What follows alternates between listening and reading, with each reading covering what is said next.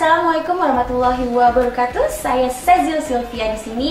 Kita berjumpa lagi di acara kita MDR Muslim di Rantau dari Amerika, dan kita akan melihat keseruan kawan-kawan kita yang berada di VOA Voice of America. Gandhira Pratama juga akan bercerita tentang komunitas muslim yang berada di The George Washington University dan juga dari Islamic Center yang berada di Texas. Selamat menyaksikan.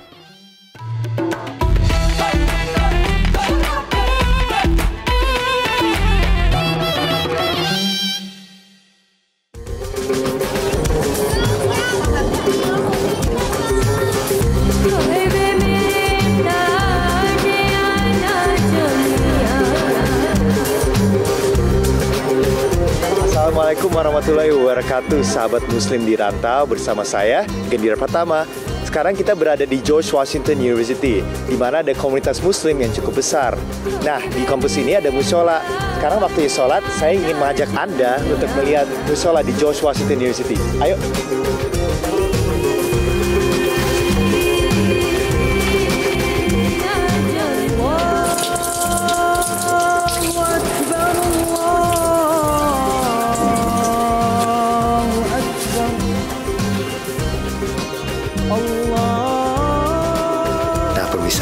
Saya baru saja sholat di musola di George Washington University. Nah, musola ini dibuat karena komunitas muslim di George Washington University meminta administrasi untuk membangun ruangan untuk mereka bisa doa. Dan komunitas muslim seperti ini yang membuat kehidupan sebagai diaspora muslim lebih mudah. Nah, di Texas ada komunitas yang mirip seperti GW. Mereka kuat dan mereka ingin pembuatan masjid setelah masjid ini kebakaran setahun yang lalu.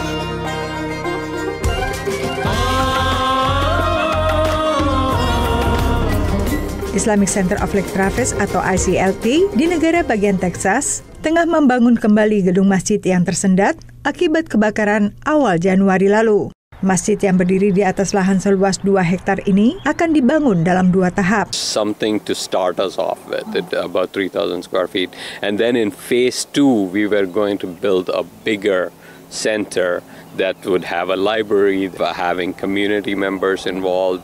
A lot of our members are doctors, so they wanted to actually hold regular clinics for people who need that.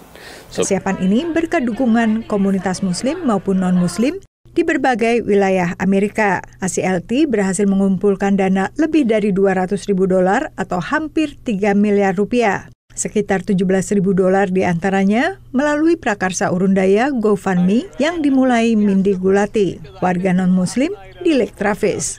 2 weeks after the fire happened, and so the community reached out to me and asked me if there's any way that I could help. And immediately I thought, well, let's start a GoFundMe, which I started.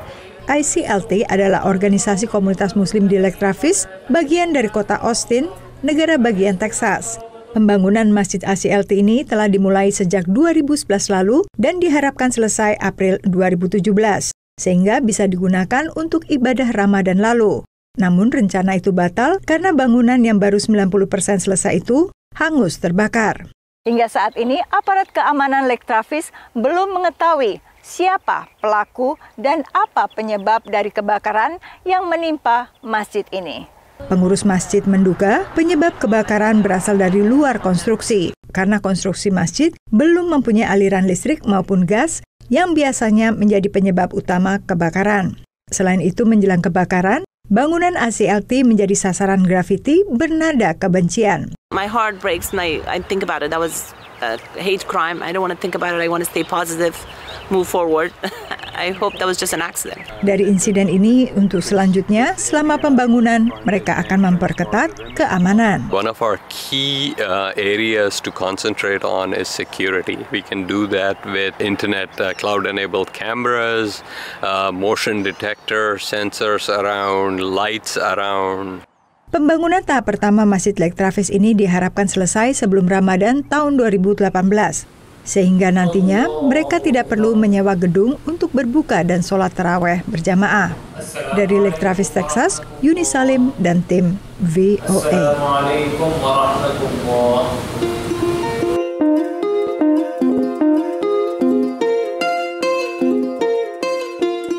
Berawal dari niat dan pada akhirnya menjadi kenyataan, demikian gambaran yang bisa diungkapkan oleh masyarakat Muslim Indonesia di Washington DC, Amerika. Sebuah masjid megah seluas kira-kira 3.500 meter persegi akhirnya didirikan sebagai tempat beribadah bagi umat Muslim Indonesia dan juga terbuka bagi umum. Mimpian kita itu mulai dari awal 90-an, baru berhasilnya baru tahun 2014, tahun ini, Juni ini. Jadi memang perjalanan yang rentan.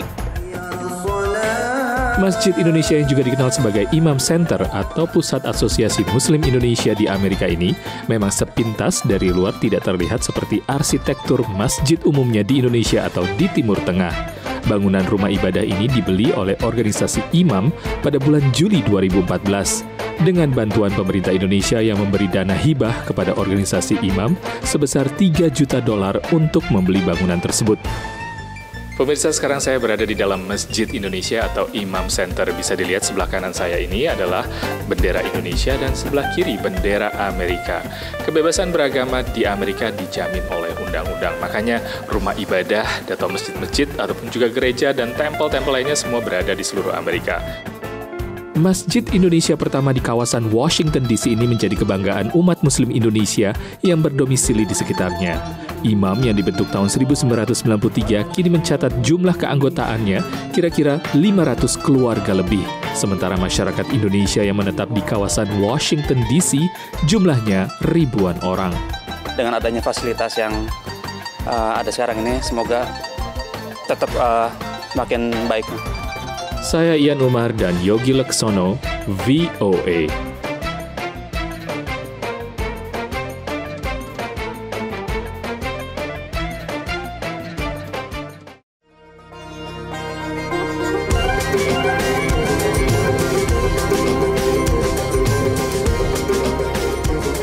Islamic Center bukanlah hanya sebuah masjid. Islamic Center adalah perkumpulan orang-orang Muslim. Oleh karena itu, banyak gedung-gedung ini mempunyai perpustakaan, klinik, dan dapur untuk memasak. Jadi pada dasarnya Islamic Center adalah is home buat orang-orang Muslim. Oke, sekian dulu. Kita kembali setelah yang satu ini.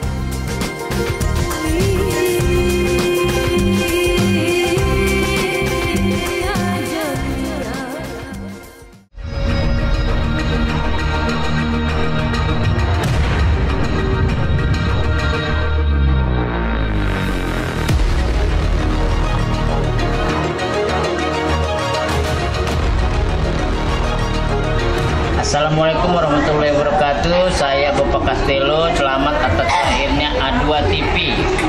Semoga semakin memberi warna dunia pertelevisian digital dan bermanfaat dengan siaran-siaran yang bermutu dan berkualitas. A2 TV selalu bersama Anda. Wabillahi taufiq wal hidayah. Wassalamualaikum warahmatullahi wabarakatuh. A2 TV.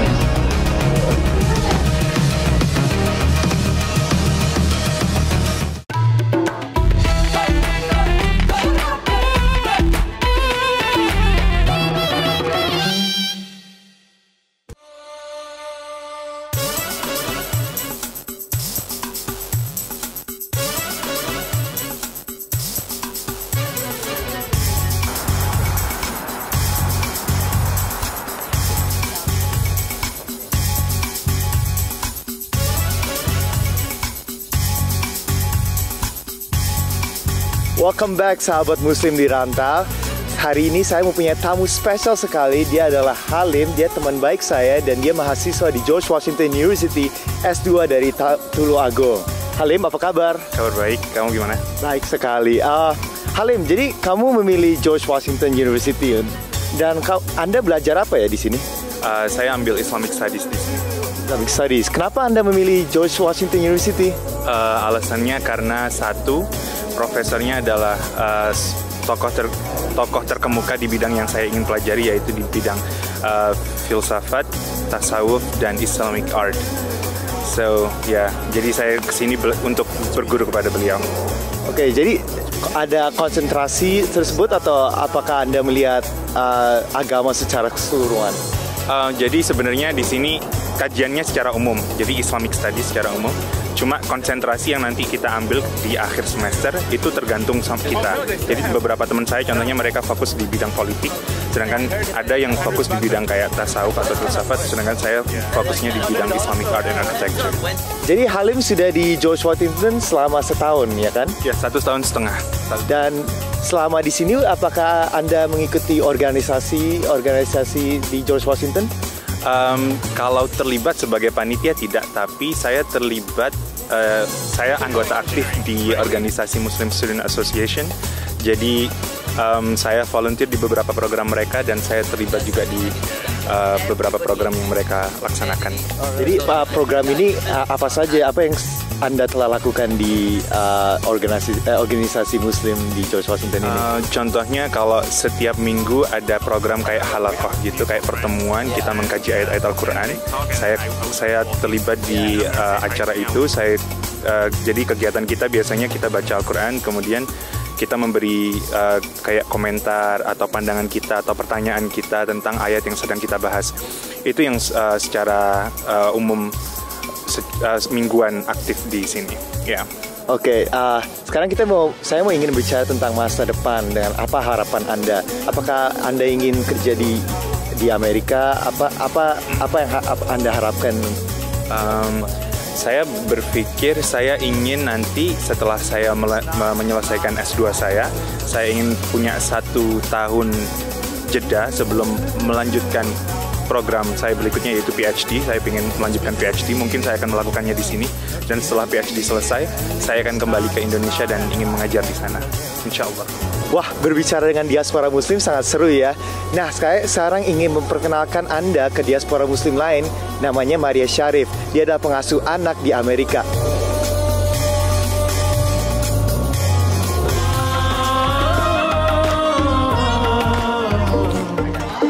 Seperti biasa, sore ini Mariana Syarif yang akrab dipanggil Nana Tegal sibuk menjaga 2 anak balita yang sudah hampir 3 tahun dirawatnya. Pekerjaannya saya neni di Amerika, yang biasanya babysitter disebutnya. Awal mulanya saya tertarik kepada neni karena saya sendiri suka dengan anak-anak. Dan pekerjaan yang mudah didapat di Amerika itu neni. Nana yang sudah bekerja sebagai pengasuh anak sejak tahun 2001, bekerja di keluarga Omar yang memiliki 2 putra, Musa usia 4 tahun dan Muhsin 2 tahun. Pekerjaan utama Nana adalah menjadi orang tua kedua bagi Musa dan Muhsin yang kedua orang tuanya bekerja. Nana memasak, menyiapkan makanan dan bekal sekolah untuk Musa, mengantar jemput sekolah, mencuci baju-baju mereka, serta menemani kedua anak ini membuat proyek atau belajar membaca. Tantangan buat saya adalah bagaimana sebagai neni profesional bisa menjaga anak-anak orang, karena anak-anak yang dirawat ini lebih berat daripada anak sendiri ya. Karena saya sebagai orang kedua di rumah ini. I mean, she's a part of our family, so we love her. She's very organized. She's very diligent with everything. She takes care of our boys like they're her own kids. So it is very easy to have her join our family and help us, because she made it very easy for us. So. Diakui Sarah, mereka amat beruntung memiliki Nana sebagai pengasuh kedua anaknya. Apalagi sebagai keluarga Muslim, mereka dapat memperoleh pengasuh anak yang juga Muslim. Bahkan Sarah yang tengah menantikan kelahiran anak ketiga, tetap akan mempercayakan perawatan ketiga anaknya kepada Nana. Alhamdulillah sekali, saya tuh mendapatkan bos yang Muslim ya. Jadi saya tanpa saya mohon untuk sholat pun dia menyuruh saya sholat. Dan memang saya senang sekali pekerjaan ini karena memang ada waktu untuk sholat. Sehingga Ramadan di musim panas pun dirasa Nana lebih mudah karena keluarga anak yang dirawatnya pun ikut menjalankan ibadah puasa. Dari Rockville, Maryland, Dania Iman dan Nia Iman Santoso, VOA.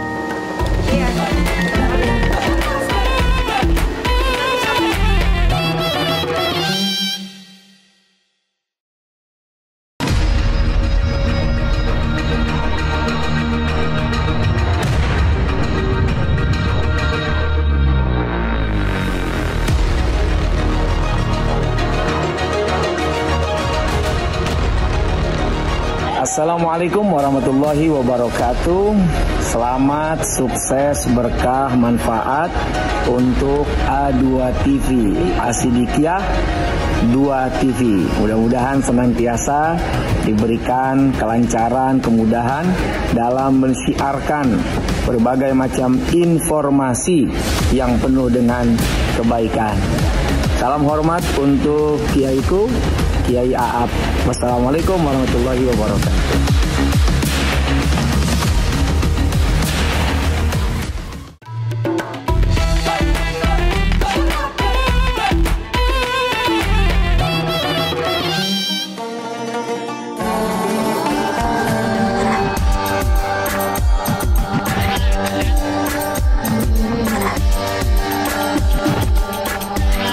Kembali lagi bersama Halim. Dia adalah mahasiswa S2 di George Washington University yang belajar Islamic Studies.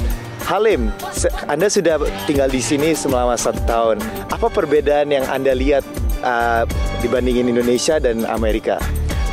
Kalau saya rasa, kalau di Indonesia itu kita bisa menikmati hidup, bisa agak nyantai dan bisa tetap fokus sama pekerjaan kita. Tapi kalau di sini tuh tuntutan lebih besar, jadi fokus lebih banyak. Kadang-kadang tekanan itu lebih besar, jadi kadang-kadang kita kurang nyaman. Cuman bagaimanapun banyak hal positif yang tetap bisa mendukung kita untuk tetap excel. Bagaimana dengan budaya? Apa budaya yang Anda suka di Amerika dan bedakan dengan budaya di Indonesia? Kalau di Amerika orang-orangnya itu lebih emosional. Jadi mereka ketika mereka menghargai pekerjaan kita, mereka mengungkapkan itu. Tapi kalau di Indonesia, mereka sangat menghargai orang lain, cuma dengan cara yang berbeda, gitu aja. Jadi kayak di sini, oh that's a good job, that's a good work. It's like itu ungkapan-ungkapan yang sangat umum gitu. Kayak biasa aja. Tapi kalau di Indonesia itu kita jarang kan dengar orang mengungkapkan kayak gitu dalam bahasa Indonesia. It can be weird, like, but however, like kalau di Indonesia tetaplah ada hal-hal yang positif lain yang kayak keramahan kita itu tidak terbandingkan sama orang-orang di sini gitu. Jadi apa yang Anda kangen dari Indonesia yang ada di Amerika? Kalau yang saya kangen, 1 keluarga, 2 makanan. Jadi makanan itu, tapi untungnya saya bisa masak, walaupun sangat terbatas yang saya bisa masak, kayak nasi goreng contohnya. Berbicara dengan makanan, apakah sulit untuk Anda mencari makanan halal di Amerika? Makanan halal di sini tidak susah sebenarnya. Jadi banyak kayak food truck gitu yang memberikan label kayak halal yang ada di sekitar DC, dan juga banyak restoran-restoran yang kasih label halal gitu di papan mereka. Nah, di Amerika semakin lama semakin banyak restoran halal. Nah, ada satu restoran halal nih yang top sekali, namanya Halal Kaki Lima. Katanya makanannya tuh enak banget. Ayo kita cek liputannya.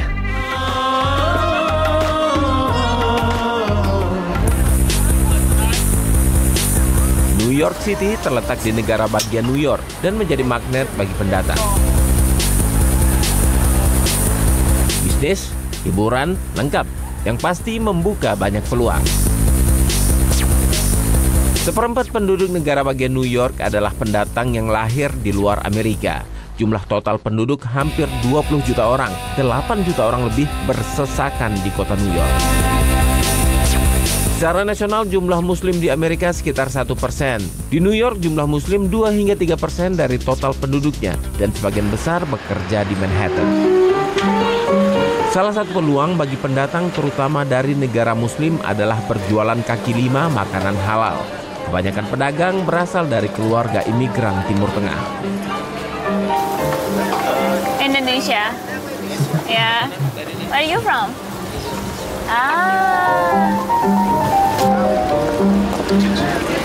It's a pretty nice location over here. Right. Summertime is good, but now because the weather always change.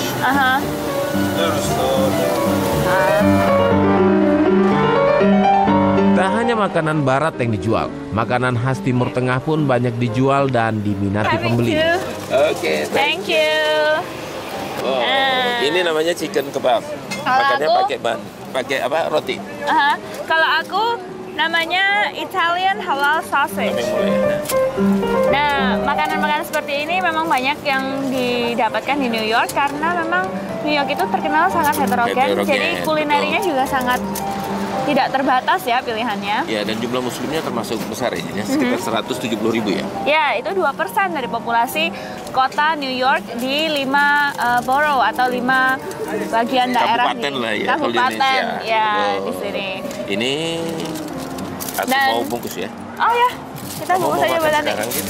Apa, saya menghormati Mas Salam. Terima kasih.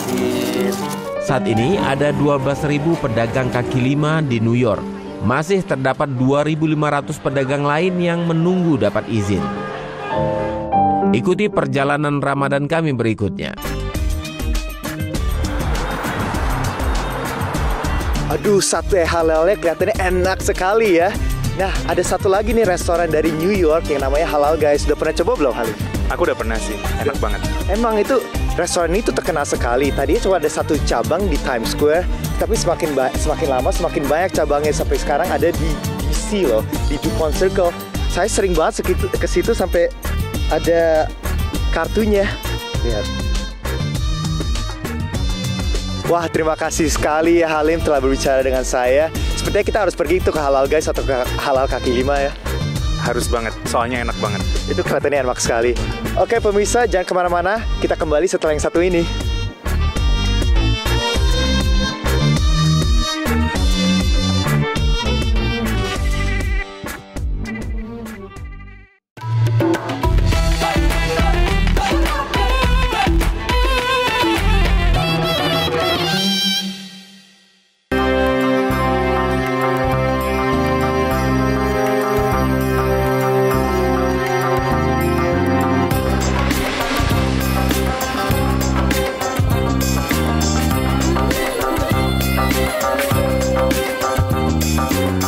Oke, pemirsa, kembali lagi di Muslim di Rantau. Pemirsa, pada bulan Ramadan adalah waktu untuk saling memberi. Nah, orang Muslim pada waktu ini suka memberi zakat, entah semacam donasi atau membantu secara langsung. Nah, ada komunitas di LA yang suka membantu kaum tunawisma. Bagaimana ceritanya? Let's find out.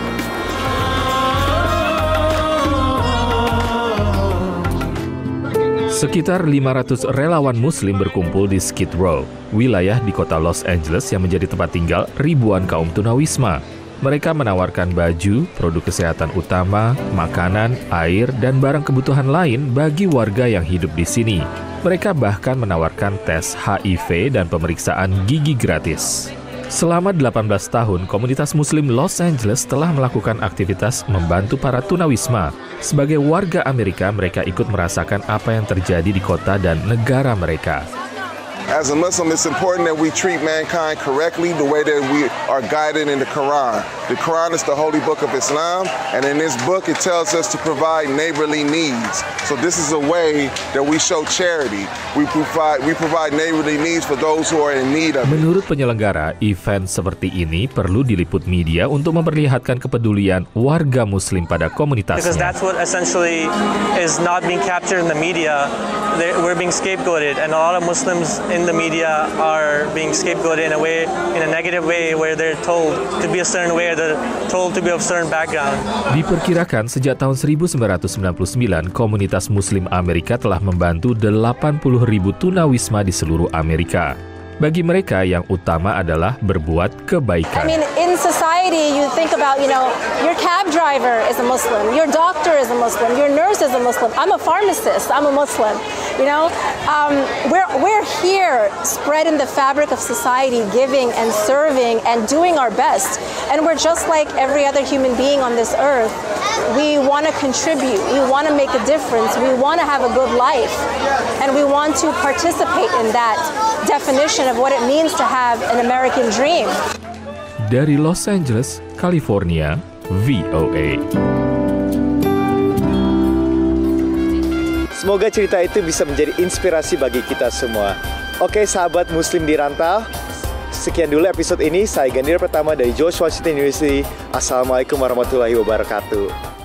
Pemirsa MDR, ternyata Masjid Iman Center adalah masjid pertama yang berada di Washington.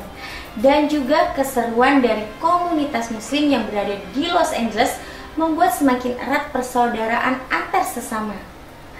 Terima kasih kepada Gandhira Pratama dan VOA atas informasinya, dan juga kawan-kawan kita yang berada di Amerika. Sampai jumpa di keseruan MDR dari Amerika kita di episode selanjutnya hanya di A2 TV. Wassalamualaikum warahmatullahi wabarakatuh.